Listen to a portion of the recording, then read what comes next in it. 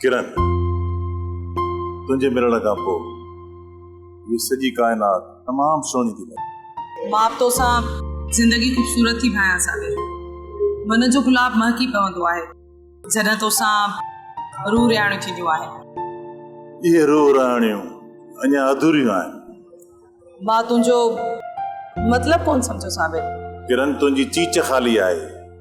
रूह रियाण तॾहिं पूरियूं थींदियूं जॾहिं तूं मुंहिंजे नाले जी मुंडी पाईंदी।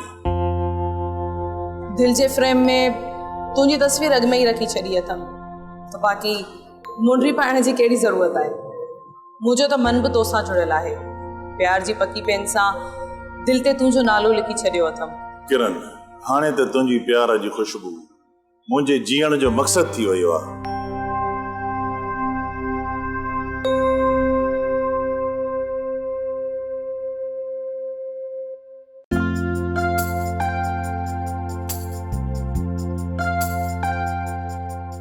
एतरी मिठाई छो आंदी अथई? अॼु शादी तो रही आ। मिठाइयूं त एतिरियूं शादीअ में आणबियूं न। अॼु त मनवा आहे। भली मायूं मिठाई खाइनि ईअं न थिए जो अदी आपदा खे चवनि त तुंहिंजे भाउ जे घर वियासीं त उन्हनि खिदमत कान कई असांजी। अम्मा बाबा खे त एतिरी ख़ुशी आहे ॼण पुट थो पढ़ण आहे। पुट अबरार त पंहिंजो बच्चो आहे न, ख़ुशि छो न थियूं? भला ये किरण नज़र कान थी अचे? सवेल ई वञी कमरे में कोठीअ में वेही रही छा?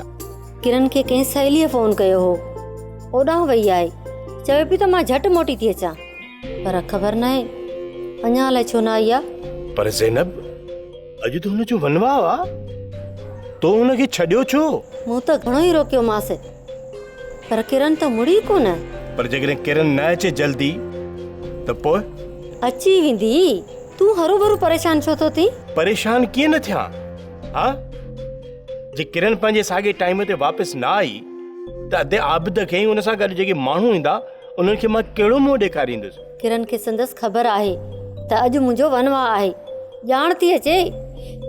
तूं हीअं कर जो वञी फोन करेसि। तो हुनखे छॾियो छो? हा तोखे इहो अकुल कोन्हे? हा तूं छो हुनखे छॾियो? ॿाहिरि छॾीसां? तुंहिंजे लाड ऐं प्यार किरण खे बिगाड़े छॾियो आहे गुलाब। हा हा मां तो चवां हुनखे त वक़्तु घुमंदी घर छॾे। तुंहिंजो कमु आहे, तूं हुनजी माउ आहीं, हुनखे सम्झाए, हुनखे वेहार, या मां लॾो खणी अचे वेही रहा, ईअं न ॿिया कम छॾे ॾिया। ड्रामा सीरियल सिलसिला मोहब्बतुनि जा तमाम एपिसोड्स ॾिसो हाणे HD क्वालिटीअ में। विज़िट करियो असांजो YouTube channel Sindh TV HD drama. Subscribe कयो असांजो official YouTube channel Sindh TV HD drama ऐं वधीक अपडेट लाइ बेल आइकन खे क्लिक करियो।